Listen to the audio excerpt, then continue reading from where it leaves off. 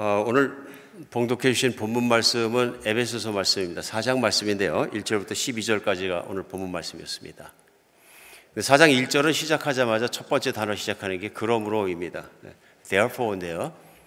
우리가 아는 것처럼 이 그러므로기 때문에 어딘가 연결됩니다. 연결되는데 사실은 앞에 있는 에베소서 1장, 2장, 3장과 연결되는 말씀입니다. 그러니까 쉽게 생각하면 저희가 사실은 에베소서 1장, 2장, 3장을 읽고 결론을 딱 알고 하나님께서 이 1장, 2장, 3장을 통해서 하시고자 하는 말씀이 무엇인지를 분명하게 알게 되고 그래서 그 말씀의 결론을 4장에 가서 이렇게 딱 연결이 돼야지 오늘 4장 말씀이 해석할 수도 있고 이해할 수도 있고 하나님 말씀을 들을 수도 있습니다. 1장, 2장, 3장에서 하나님 말씀에 대한 결론들이 각 장마다 이렇게 드러나는데요. 동일한 말씀입니다. 같은 주제이고요.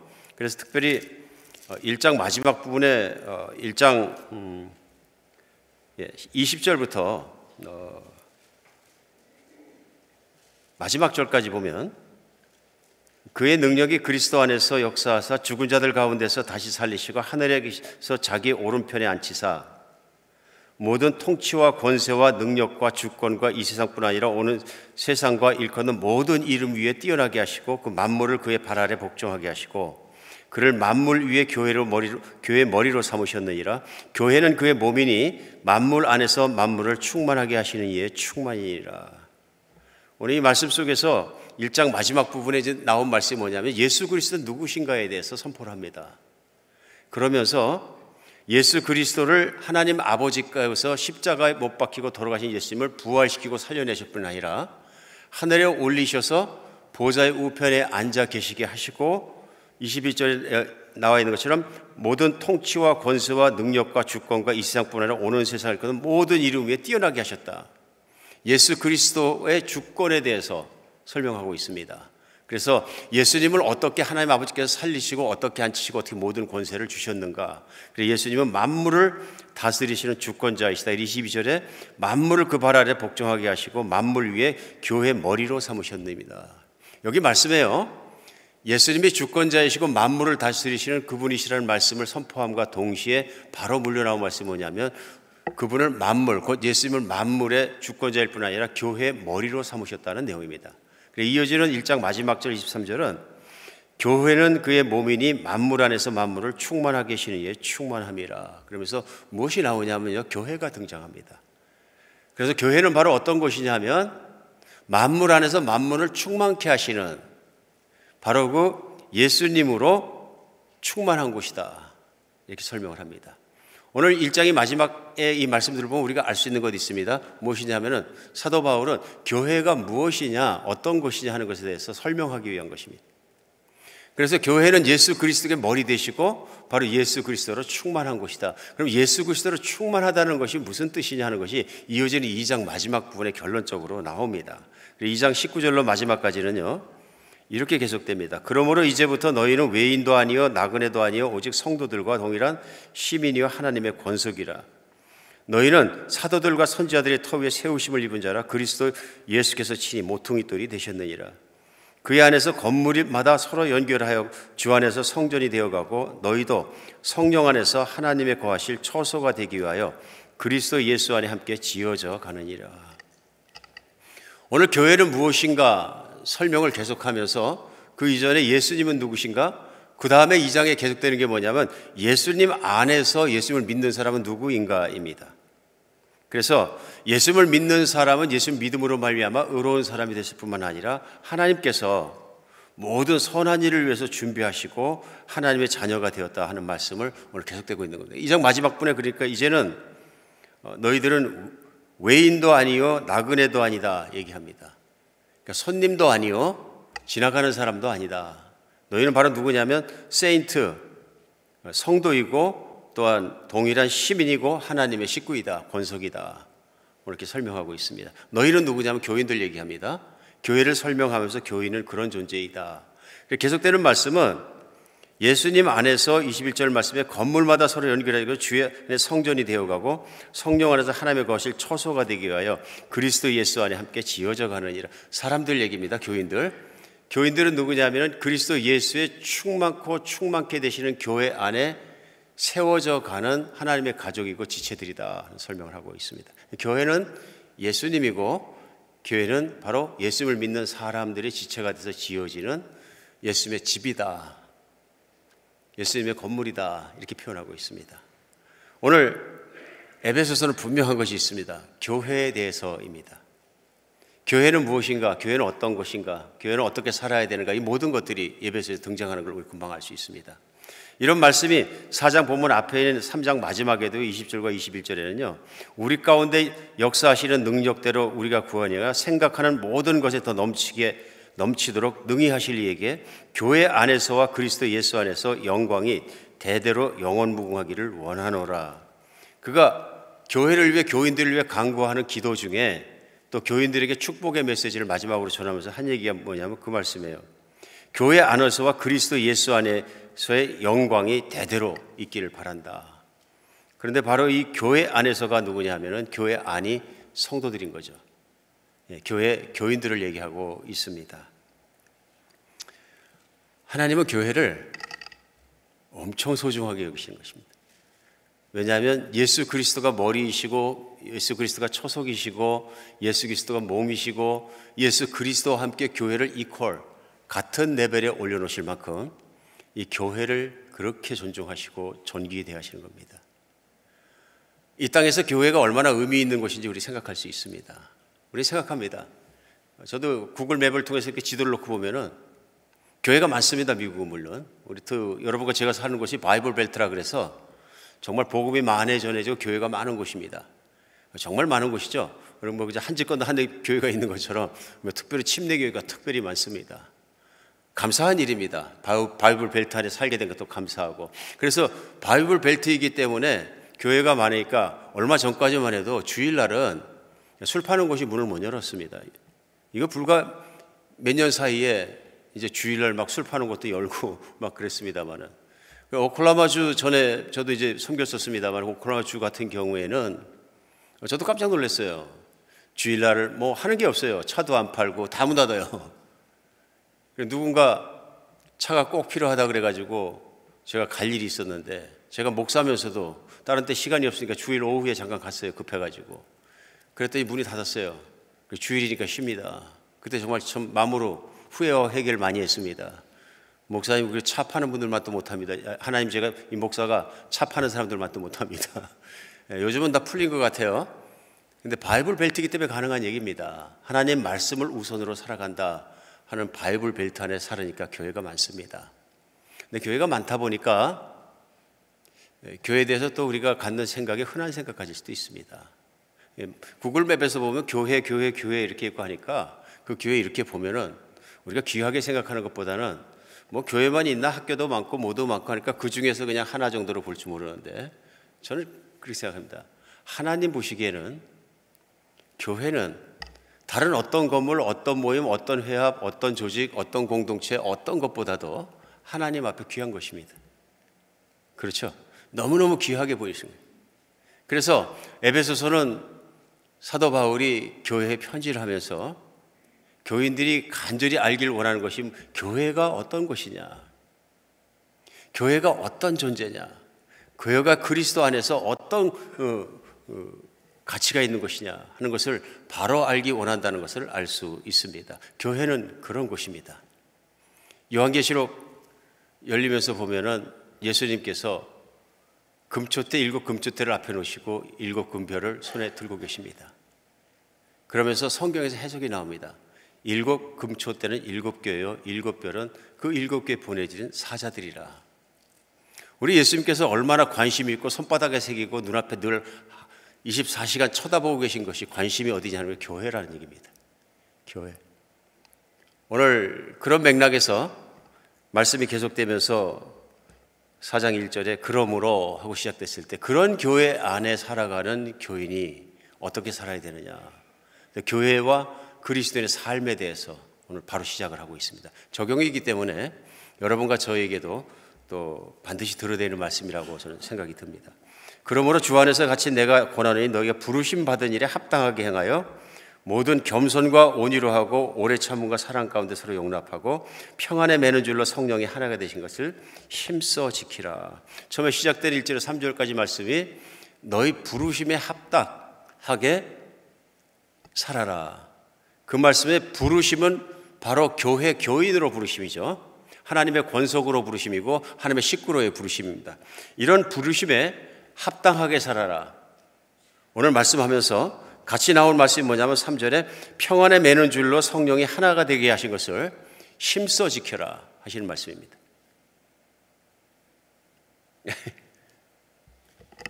죄송합니다. 제가 우리 아들이 시계를 하나 치워서 찾더니 뭐 자꾸 소리가 나오는 게 굉장히 부담스럽네요. 어쨌든 그 평안으로 부르신 것, 하나됨으로 부르신 것에 대해서 힘써 지켜라 하는 말씀이 시작되면서 그리스도인의 교회 안에서 첫 번째 반드시 지키고 살아야 될 것이 무엇이냐면 교회 하나됨을 지켜라 하는 내용을 메시지를 주시는 것을 알 수 있습니다. 오늘 여기서 우리 주님이 말씀을 주시되 교회가 하나됨을 힘써 지켜라 하고 말씀하신 것은 힘쓰지 않으면 교회 하나됨은 안 지켜진다는 얘기입니다. 근데 사실 교회 하나됨은 교인들만 이루는 것이 아니라 하나됨을 이미 하나님께서 이루셨다. 그러면서 하나님도 한 분이시요 침례도 하나요, 우리 믿음도 하나요, 성령도 한 분이시요 그 안에서 우리가 부르심을 받았기 때문에 그 진리 안에서 교회는 하나가 될 수밖에 없고 하나이다 하는 선포를 하시면서 그러나 너희가 이미 성령이 하나 되게 하신 것을 힘써 지켜라 하고 말씀하시니 이 말씀은 성령은 진리시잖아요. 성령님이 교회와 교인들의 마음속의 생각과 모든 것을 그리스도를 믿는 진리로 하나 되게 하셨는데 그 성령님을 믿는 그 믿음 가운데서 하나 되게 하신 것을 지켜라 그런 뜻입니다. 근데 반대는 힘 안 쓰면 분열하는 것입니다. 이 말씀은 하나님은 교회를 하나 되게 하신 분이고요. 그런데 그 교회가 하나 된 것을 분열시키는 존재가 따로 있다 하는 것입니다. 예수 그리스도의 대적이고 하나님의 대적인 마귀는 사단은 끊임없이 하나님의 교회를 분열시키고자 한다. 끊임없이 하나님의 교회가 망하게 하고자 한다. 이런 말씀이 오늘 본문이 4장이 시작되자마자 나오는 걸 알 수 있습니다. 그러므로 교인들은 교회 안에서 이렇게 살아라의 첫 번째 말씀 전하는 게 뭐냐면 바로 분열을 막고 하나됨을 지켜라 하는 말씀입니다. 아마 우리 교회가 역사상 존재하기 시작하면서 가장 많은 어려움을 겪는 것 중에 하나가 무엇이냐면 바로 교회 안에 있는 문제의 분열들입니다. 이 문제는 초대교회도 있었습니다. 이 문제는 싸움이 일어날 수도 있고요. 초대교회도 사도행전에 등장하는 고린도교회 같은 경우에 대립이 일어나서 막 그냥 정말로 많이 찢어졌던 걸 알 수 있어요. 그러니까 사도 바울이 보니까 그냥 뭐 누구는 아볼로파다, 누구는 바울파다, 누구는 그리스도파다, 뭐 이렇게 해서 막 파벌이 막 찢어졌다 그러는 거예요. 누구는 방언을 더 열심히 하고 잘하니까 신령한 파다, 뭐 막 나눠지는 거죠. 이런 교회의 모습을 보면서 사도 바울이 개탄하면서 복음을 다시 전하는 것을 알 수 있습니다. 그러니까 여러 가지 모양, 여러 가지 이유 때문에 교회가 분열할 수 있는 것에 대해서 사실은 초대교회부터 시작해서 교회가 겪어왔던 문제입니다. 교회 역사를 조금 이렇게 공부하다 보면은 수없이 느낄 수 있습니다.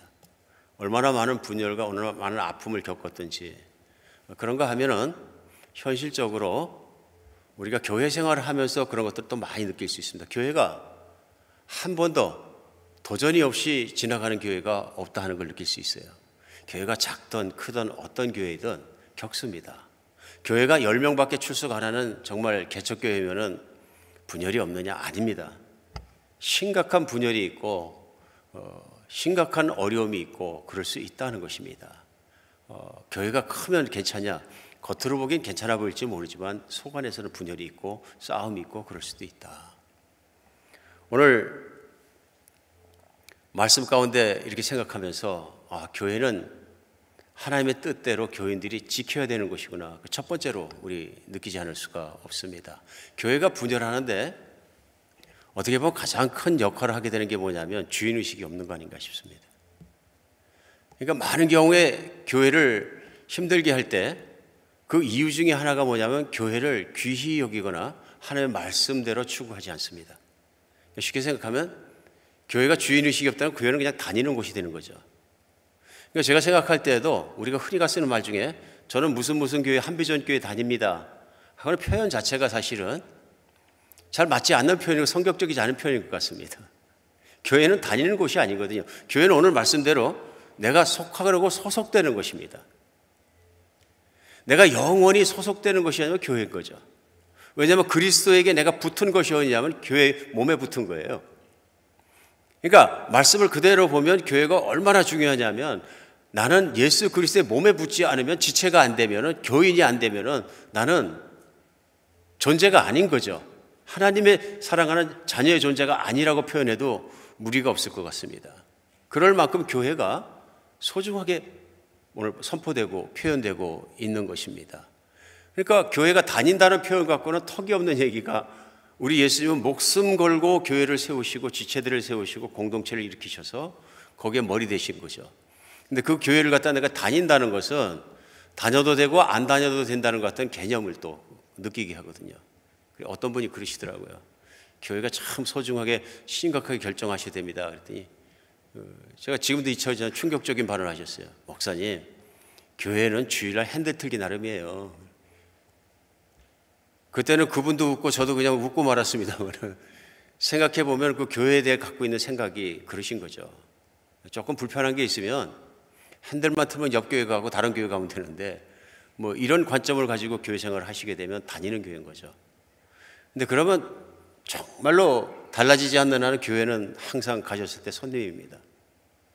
그러니까 교회 안에 주인의식을 갖지 못하면 어떤 의식이 생기느냐 하면요, 교회에 쉽게 비판하고 교회에 대해서 쉽게 시험 들고 교회에 대해서 자기가 기대하는 것이 이루어지지 않으면 교회가 정말로 해를 입고 교회가 아플지라도 자기는 옳다고 생각하는 육신적이고 그런 것들이 일어나게 된다. 이게 사실은 아무것도 아닌 것 같지만 굉장히 심각한 문제입니다. 왜냐하면 내가 한 일 중에서 특별히 주님의 몸된 교회 안에서 한 것들이 하나님께서 심판하지 않겠느냐, 그런 얘기입니다. 다루시지 않겠느냐. 주님의 뜻을 말씀 안에서 바로잡고 교회를 바로 섬기는 것이 얼마나 주님이 기뻐하시고 좋아하시냐는 걸 말씀 안에서 깨닫는다면 사실 할 수 없는 일이 무엇이냐면 교회를 힘들게 하거나 분열시키는 일에 가담하는 일입니다. 오늘 이 말씀 속에서 우리 참으로 깊이 생각해 봐야 되는 것은 교회 주인의식을 갖지 못하면 교회에 대해서 소극적입니다. 또 여러분과 제가 똑같이 겪었습니다. 팬데믹 기간을 지나오면서 그 통계해 보니까 20에서 30%까지 뭐 좀 차이가 있습니다. 지역에 따라서 또 교회에 따라서 20에서 30% 정도는 예배를 집에서 드린다 계속 그런 얘기예요. 뭐 예배를 집에서 드리는 것이 무슨 문제입니까? 그래도 교회 다니는 것 아닙니까? 하는 얘기를 할 수 있어요. 근데 여기 중요한 게 있습니다. 교회는 소속되는 것입니다. 교회를 다니는 곳의 관점과 개념에서 보니까 교회는 내가 그냥 인터넷으로 보고 은혜 받고 말씀 듣고 같이 찬양하고 기도하고 또 헌금도 한 번씩 보내드리고 그러면 된다. 그래 내 신앙생활 내가 하고 내 믿음을 지키는 게 신앙생활이니까 그러면 된다. 생각하시는 분들의 생각이 나오는 것 같아요. 근데 중요한 것이 있습니다. 인터넷을 하든 뭐 하든 교회가 소속되고 내가 교회를 섬기고 교회 안에서 교회의 몸을 세우는데 내가 덕을 세우고 도움이 되고 나도 헌신을 하고 또 그렇게 해서 교회 나도 은혜를 받고 같이 공동체에 살고 살아갈 수 있다면 오케이. 그러나 인터넷은 못하는 것들이 있습니다. 성도를 만나고 성도를 섬기고 교회를 세우고 교회를 돕고 교회 함께 사역하고 이게 인터넷에 다 안 됩니다. 그렇잖아요? 근데 우리가 개인주의적인 성향을 따라서 이렇게 보다 보면은 교회를 단순히 내가 은혜 받고 내가 살아가는 것 내가 그 정도로다 그냥 생각하니까 소속되지 않고 다니는 교회가 되기 때문에 그렇다. 여기서 주인의식은 찾아볼 수 없다 하는 것을 알 수 있습니다. 오늘 말씀 안에서 하나님 분명히 말씀하십니다. 교회 하나됨을 지켜라. 그런데 그 방법을 뭐라고 말씀하시냐면 다 영적인 것들입니다. 2절에 보면 4장 2절입니다. 모든 겸손과 온유로 하고 오래 참음으로 사랑 가운데 서로 용납하고 평안에 매는 줄로 성령이 하나 되게 하신 것을 힘써 지켜라 말씀하십니다. 하나 되게 하는 것을 지킬 때 필요한 게 뭐냐면 겸손, 온유, 참음, 사랑, 용납, 평안 이런 것들이. 이거 우리가 아는 것처럼 다 성령의 열매입니다. 그러니까 교회가 하나 되기 위해서는 꼭 필요한 것인데 그것이 뭐냐면 하나님을 사랑하고 성령님을 따라가며 성령이 주신 진리 가운데 살아서 성령의 열매가 맺혀야 하나가 될 수 있다는 얘기죠. 그러니까 반대가 있습니다. 그리고 교회를 반대로 힘들게 하고 분열시키는 쪽에서 만약에 쓰임을 받았다면 어떤 모습이면 교만하고 강팍하고 조급하고 미워하고 용납의 반대말은 배타적이고 불안을 일으킨다. 만약에 그래서 내가 교만하고 정말로 강팍해지고 내 주장밖에 모르고 내가 성격이 조급하고 또 사랑보다는 내가 미움을 일으킬 수 있는 싸움을 일으키고 상대방이 연약함에서도 받아들이지를 못하고 내가 그거에 대해서 비판하고 판단하고 욕하고 그러면서 결국은 다툼을 일으키는 사람, 평안을 깨는 사람이라면 반대인 거죠. 그래서 우리가 금방 알 수 있습니다. 하나는 성령의 열매, 하나는 육신의 열매입니다. 오늘 교회 안에서 교회 하나가 되는 것은 성령을 교회 교인들이 다 따라가고 진리에 따라 살고 말씀대로 서 열매가 맺히고 성숙해져 갈 때 교회가 온전한 모습으로 커가는 걸 볼 수 있습니다. 교회는 주님 안에서 커가는 곳입니다. 기계적인 것이 아니고요. 유기체적인 곳인 거죠. 생명이 있고 살아가고 변화하고 커가는 곳입니다. 물론 그러다 보니까 연약한 교우가 있을 수도 있다. 그 말은 성령만 따라가는 것이 아니라 육신의 소욕을 따라가는 교인도 일부 있을 수 있어서 그런 교인들로 말미암아 문제가 생길 수는 있다 하는 걸 충분히 생각할 수 있습니다. 그러니까 오늘 말씀이 3절에 힘써 지켜라 하는 거죠. 교회가 하나 되고 힘써 지키는 건 그게 쉬운 일은 아니다. 그래서 내가 주인의식을 가지고 교회를 섬긴다는 얘기는 만약에 내가 교회 생활을 하면서 3년 했던 5년 했던 10년 했던 20년 했던 내가 교회 하나됨에 기여를 하고 모든 가운데 교회를 지키고 내가 신앙생활을 했다면 잘하신 거죠. 상이 있고 칭찬이 있는 거죠. 그리고 나 자신에게도 그것이 은혜가 되고 덕이 되는 거죠. 돌이켜 생각을 해보니까 아마도 이제는 제가 얘기할 수 있다고 생각이 듭니다. 왜냐하면 10년 전에 2023년이니까 벌써 10년 가까이 됐네요. 한비전 교회도 어려운 일이 있었습니다. 또 오래되신 분들은 다 아십니다. 어려운 일이 생각지도 않은 곳에서 생각지도 않은 방법으로 나옵니다. 때로는 어이없는 방법으로 나오고요. 그건 뭐냐면은 그때 당시 어떤 한 분께서 오해를 하셔가지고 목사님이 교회 모든 재산을 다 가지고 있다. 모든 건 다 목사님 거다.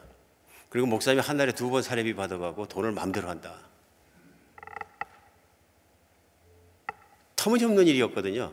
운영회가 있었고 개척 당시부터 다 있어가지고 터무니없는 일이었고 정말로 하나님 아시거니와 저는 개인적으로 사례비 위에 단 1불도 교회 돈을 제가 썩거나 유용했다면 하나님이 저한테 벌 위에 벌 내리시고 저를 죽이셔도 좋습니다. 그런데 어떤 사람이 자기 생각을 얘기한 겁니다. 오해하신 것 같기도 하고 화가 모여 나신 것 같기도 잘 모르겠어요 지금도. 근데 그분이 그렇게 말을 시작을 하니까 한 분, 두 분 그 말을 듣기 시작했더니 소문이 돼버리고 소문이 되니까 제가 참 힘들었어요 그때. 설교를 안 듣기 시작하시는 거예요.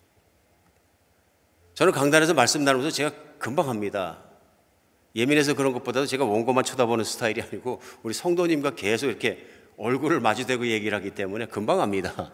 이 말씀을 참 달게 들으시는구나, 곱게 들으시는구나, 말씀 안에 은혜가 있겠구나, 아니면 이분은 말씀을 받아들이지 않는 분이구나 하는 것이 보입니다 사실은.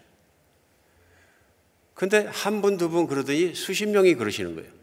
그래서 야, 이 소문이 무서운 거구나 그때 처음 느꼈습니다. 마음 참 힘들었어요.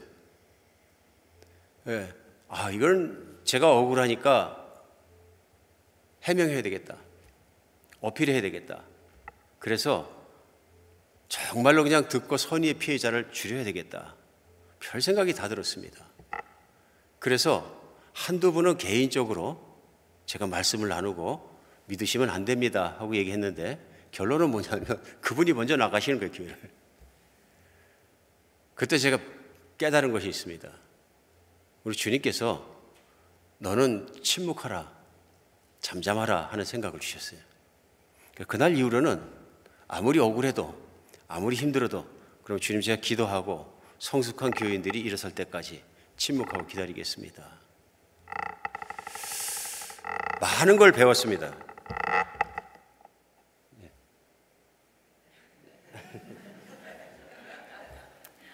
죄송합니다. 이때 해명을 해야 되나? 제가 이 하트빛이 박동이 좀 달라질 때가 있어서 차고 있어야 된다고 차고 있었는데 자꾸 부르륵거리니까 제가 숨이 찰 때가 있는 모양이에요. 예, 그래가지고 제 안에 그때 깨달음을 받았습니다. 하나님이 하셔야 된다. 근데 참 많은 것도 배웠습니다. 개인적으로는 또 그 시간들을 통해서. 왜냐하면 말도 안 되는 얘기였지만은 후에는 다 밝혀지고 어차피 성도님들 다 아시는데 안 되는 얘기였지만 그 당시에는 심각한 문제가 돼가지고 수십 명이 떠나셨는데 다른 것보다도 떠나신 분들 때문에 진심으로 마음이 많이 아팠어요.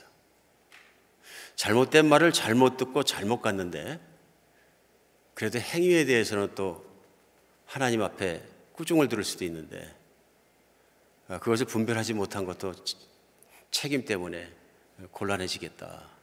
참 많이 힘들었던 기억이 나요. 나중에 들리는 얘기가 많이 안 좋아서 가슴이 더 아팠습니다. 다른 교회를 가셨는데 몇십 명이 몰려가셔서 우리는 한비전교 출신이라고 막 부르짖었다 그래서 1년밖에 안 되셨는데 어쨌든 잘 다니셨으면 좋은데 목사님 강단에 올라가서 마이크 뺏고 싸웠다는 얘기를 듣고 또 교회 분리해서 나가서 개척한다고 개척교회에서 또 싸우고 2번, 3번 쪼개지고 나눠졌다는 얘기를 듣고 가슴 많이 아팠습니다. 오늘 이제 세월이 한 10년 지나갔으니까 다 끝났고 지나가서 얘기할 수 있습니다. 근데 당할 때는 정말 어렵습니다. 일어날 때도 참 안타깝습니다. 언제나 일어날 수 있는 일인 것 같아요. 왜냐하면 지금 생각해 보면 어떤 분이 온전히 성령의 다스림을 못 받으면 자기가 보는 대로 얘기하고 자기가 생각한 대로 얘기할 수 있습니다. 그게 루머가 만들어지는 거죠. 자기는 그렇게 봤다는 겁니다.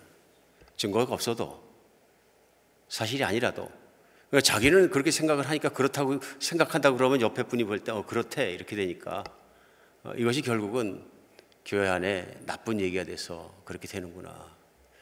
지금은 제가 이제 목회를 이제 끝날 때가 돼서 말할 수 있습니다. 그것이 얼마나 교회를 힘들게 하고 목회자를 힘들게 하는지, 얼마나 낙심하게 하는지 우리는 지금은 얘기할 수 있습니다. 교회 안에 이런 일들이 언제나 가능합니다.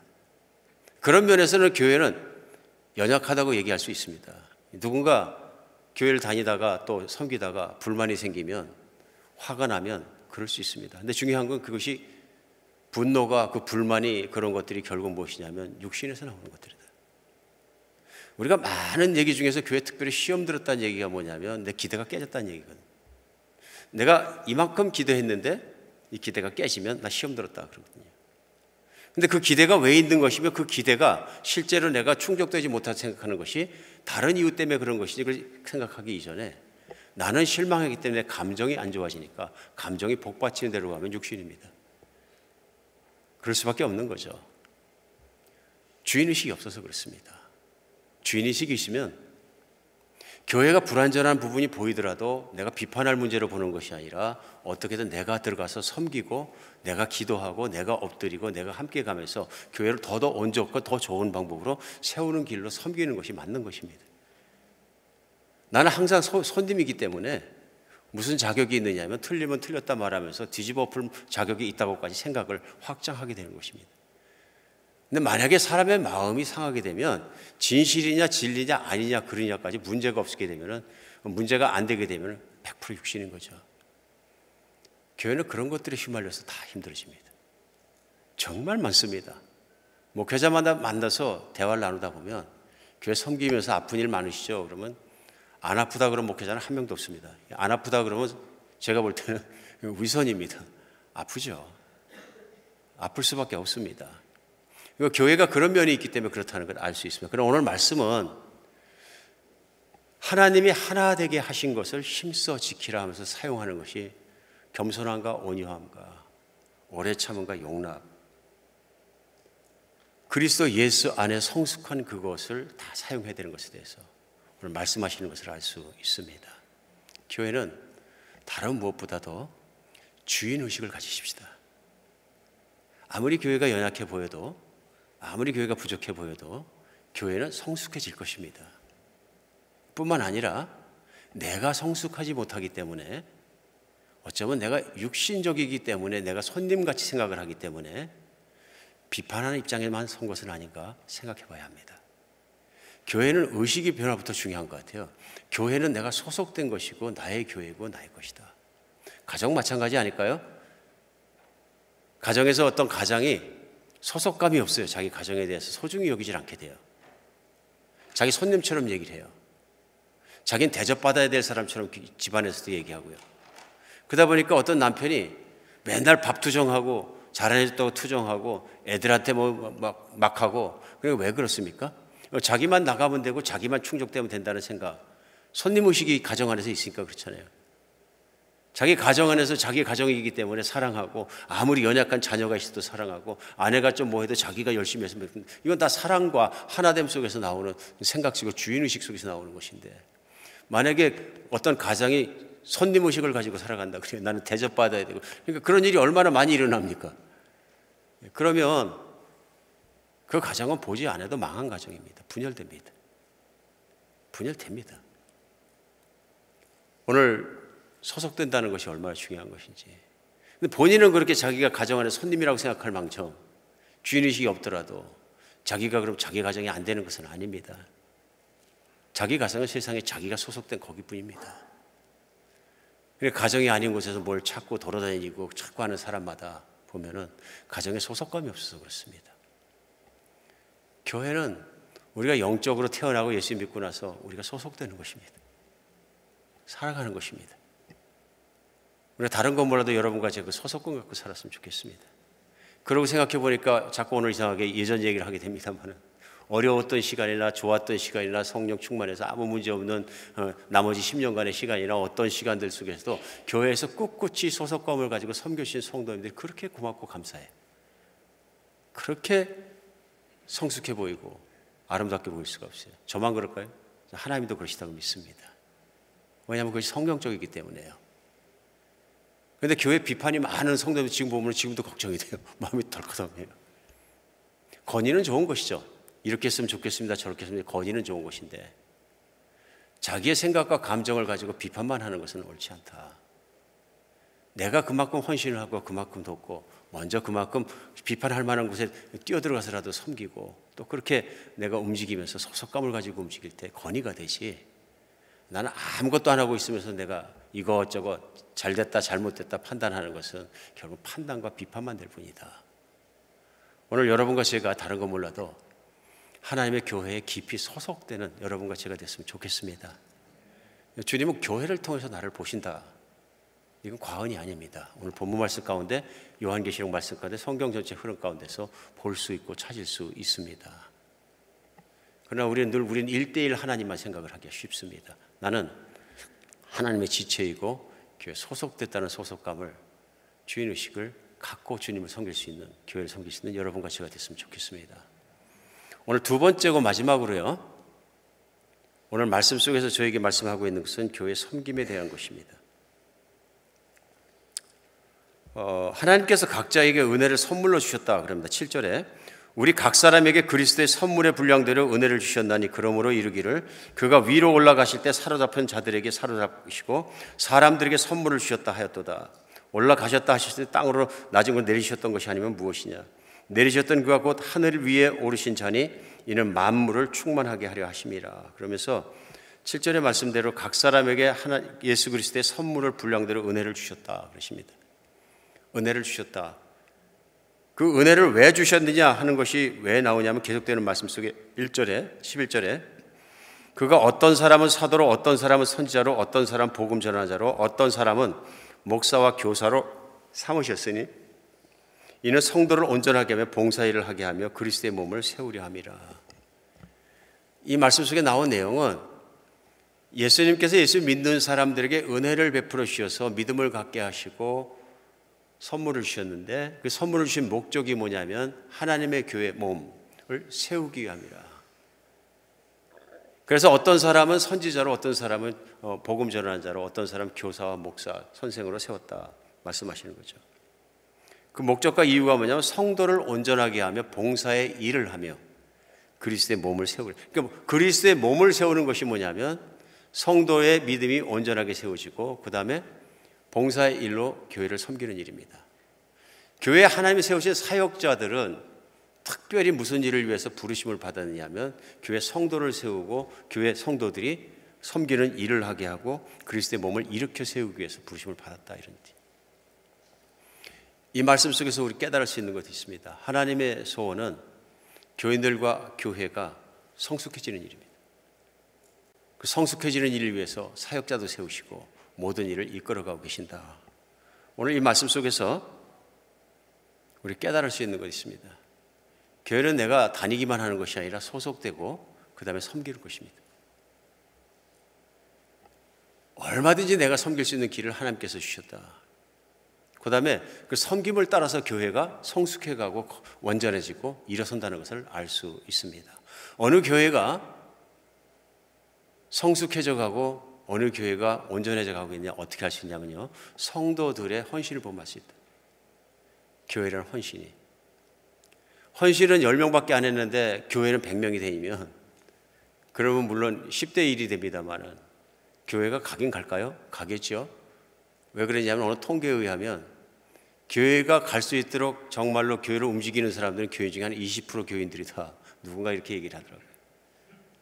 20% 교인들이다. 그래서 20% 법칙 같은 게 있다. 근데 실제로 교회가 성숙해가는 과정에서 보면 헌신자와 관계가 있는 것 같아요. 나머지는 뭐냐? 나머지 분들은 그냥 구경꾼이라고 생각할 수 있는 거죠. 손님이고. 모든 교인이 구경꾼이고 손님이라면 교회는 망한 거죠. 교회는 주님의 뜻대로 쓰지 못하겠죠. 오늘 말씀 가운데 섬김이 얼마나 중요한 것인가 알 수 있습니다. 우리는 섬기기 위해서 교회에서 살아갑니다. 여러 가지 모양으로 우리는 교회를 섬겨야 합니다. 한배전교회도 여러분 정초화되었기 때문에 여러분에게 사역팀으로 초청하고 사역팀에 인볼브 하실 수 있도록 오늘도 나눠드렸습니다. 그냥 아무것도 아닌 일로 보지 마시고, 내가 교회를 섬기고 내가 덕을 베풀 수 있는 길이 있겠구나 내가 생각하면서 하나님이 나에게 주신 선물, 나에게 주신 은사, 내가 할 수 있는 일, 나에게 주신 열정, 그런 어느 방향에 있는가 생각해 보시면서 참여하시기 바랍니다. 교회는 참여해야 합니다. 교회는 구경하는 것이 아닙니다. 교회는 내가 소속되는 곳이고 내가 사는 곳입니다. 그러니까 아무리 신앙생활 잘하는 것 같아도 교회에 소속감이 없고 소속이 안 되고 그러면 안 되는 거죠. 제일 안타까운 일이, 그걸 또 누가 샜는지 모르겠어요. 미국의 한인교회 중에서 제일 교회를 많이 옮기신 분이 어떤 할머니가 239번 옮겼다 그러시던데. 여러분 웃으시잖아요. 그런데 저는 그 말을 듣고 생각을 했어요. 이 할머니 돌아가실 때 누가 장례식을 해드릴 건가? 어느 목사님이 담당하실 건가? 아마 딱 지정하신 목사님이 있을지도 모르죠. 마지막으로 은혜 받아서 잘 정착하셨으면 좋겠습니다. 근데 분명한 건 있어요. 본인에게는 유익이 없습니다. 신앙생활이 절대로 성숙한데 그렇게 할 수 없습니다. 소속되는 것뿐만 아니라 섬겨야 합니다. 239군데 교회를 옮기면 절대로 섬길 수가 없는 거죠. 그러나 만약 239군데를 다녔으면 뭐 비교하고 비판하고 말하고 할 건 되게 많겠죠. 그렇죠? 대개 보면 그러니까요. 내가 기준점을 세워놓고 교회는 이래 된다 생각하고 있는 것이 옆에 거에 가서 안 맞으면 비판하기가 쉽지, 뭐 비판 안 하겠습니까? 239개 교회에 몸담아 보면은 얼마나 또 비판할 건 많겠습니까? 덕이 안 된다. 교회를 섬기는 여러분과 제가 됐으면 좋겠습니다. 더 이상은 내가 구경하는 사람이 아니고 섬기는 사람이 되십시오. 섬길 일 많습니다. 우리 깨어있으라 말씀 특세 마지막 토요일에 같이 나누면서 깨어있어야 할 가장 중요한 것이 있습니다. 시대에 대해서 깨어있는 것입니다. 우리 주님 말씀 가운데. 그러니까 마태복음 24장 25절에 시대에 대해서 말씀하시면서 시대에 대한 말씀을 확연하게 하신 게 뭐냐 하면은 말세에 대해서 알게 하신 거예요. 전쟁이 있고 처처에 기근이 있고 지진이 있고 난리에 난리가 나고 최종적으로는 하늘의 권능까지 흔들리면 내가 곧 올 것이다. 바로 온다. 여러분과 제가 살고 있는 이 시대는 정말 말세입니다. 어떤 분들이 그래 팬데믹 겪고 나니까 전염병이 인류를 싹쓸이 해버릴 수 있다. 가능한 얘기입니다. 그렇죠? 미국 사람 얼마나 많은 사람이 코비드로 죽었습니까? 막 정말로 전염병이 쉽을 때는 유럽 같은 경우에 중세에 한 동네에 절반이 죽은 경우도 있습니다. 쓸고 지나가면 점점 전염병이 독해집니다. 바이러스가 예전에 바이러스가 안 그랬는데 바이러스가 생기고 굉장히 힘들어집니다. 전쟁은 얼마나 힘들어집니까? 우크라이나 전쟁하면서 푸틴 대통령이 러시아의 푸틴 대통령이 핵폭탄을 자꾸 뭐라 들썩들썩 하잖아요. 여러분 러시아, 중국, 미국, 유럽이 가지고 있는 핵폭탄을 다 터뜨리면 지구를 수십 번도 더 산산조각이 나도록 분해하고도 남습니다. 지구촌 위에 한 명도 못 삽니다. 오염되고 낙진 있고 뭐하면 아무도 못 삽니다. 인류의 종말을 얘기할 수 있을 만한 힘이 사람의 손에 들려 있습니다. 어떤 사람이냐면 여러분과 저 같은 사람인데 술도 먹을 수 있고 마약에 취할 수도 있고 권력을 가지고 있으니 자기 하고 싶은 거 하다가 실수할 수 있는 인간입니다. 그 한 사람이 독재자인 경우에는 오다를 하고 명령을 내리면 바로 핵전쟁이 시작되고 핵폭탄, 불안감을 조정하려고 하는 얘기 아닙니다. 마지막인 건 맞습니다. 무시무시한 일이 지구의 온난화와 변화와 모든 것들도 마찬가지입니다. 지구 온난화의 시계를 놓고 지구 종말 시계를 1분 남았다고 해서 시계를 좀 움직이면서 온난화에 대해서 얘기들 하지 않습니까? 마지막 순간이다. 무서운 속도로 확전되고 있다. 예수님은 지구를 심판하실 것입니다. 심판하시면 그날이 끝입니다. 그러나 우리에겐 찬양의 날이고 환호의 날이지만 지구는 마지막 날입니다. 오늘일지 내일일지 모릅니다. 우리 주님 말씀하시면서 우리 주님의 인내가 한계가 다다랐을 때, 복음이 땅끝까지 들어갔을 때 우리 주님은 오실 겁니다. 깨어있는 건 그걸로 사는 것입니다. 깨어 살으니까 신약 성경에 말씀하신 부자를 예수님께서 책망하시고 하나님이 책망하신 말도 이해가 갑니다. 야고보서 말씀 3장 말씀대로 너희가 말세에 돈을 쌓았도다. 말세에 재물을 쌓았도다. 그 말씀은 말세는 재물을 쌓는 때가 아니라는 것입니다. 예수님을 기다리는 때이고 재물로 복음을 전하고 예수님을 바라보는 때이지. 함께 복음 전하고 땅끝까지 가는 그를 위해서 힘쓰며 그렇게 살지 않으면 안 됩니다. 그러니까 교회가 선교하지 않는다는 건 생각할 수도 없는 일입니다. 말세적으로 정말론적으로 우리가 주님의 말씀을 생각하고 깨어있는 상태에서 보면 안 되는 일입니다. 오늘 사역 신청하실 때 깨어있는 마음으로 우리 서로 신청했으면 좋겠습니다. 이 마지막 시대에 내가 어떻게 교회에 덕이 되고 어떻게 교회를 섬기고 어디를 섬겨야 되는지, 선교팀도 많이 후원해 주십시오. 교회가 함께 늘 기도하고 선교지도 나가고 함께 움직이고 전도팀도 후원하시고 교회를 섬기시는 부서부서마다 헌신해 주시기를 제가 당부를 드립니다. 오늘 주님께서 우리를 깨어나게 하셔서 오늘이라도 주님 돌아오시는 그 믿음을 가지고 준비하며 살아가는 여러분과 제가 되었으면 좋겠습니다. 기도하겠습니다. 주님, 저희가 살아가면서 바르게 믿고 바르게 살게 하여 주시옵소서. 교회에 대해서 잘못된 생각이 있었으면 말씀 가운데 저희 생각과 마음과 교회 생활의 태도 자체를 주님 변화시켜 주시고 주님 온전하게 주님을 섬기고 교회를 섬기며 살아갈 수 있는 주님의 사람이 되게 하여 주시옵소서. 교회 지체가 되게 하여 주시옵소서. 우리 주님께서 오늘도 깨닫게 하시고 붙들어 주실 줄 믿습니다. 우리 주 예수 그리스도 이름으로 기도합니다.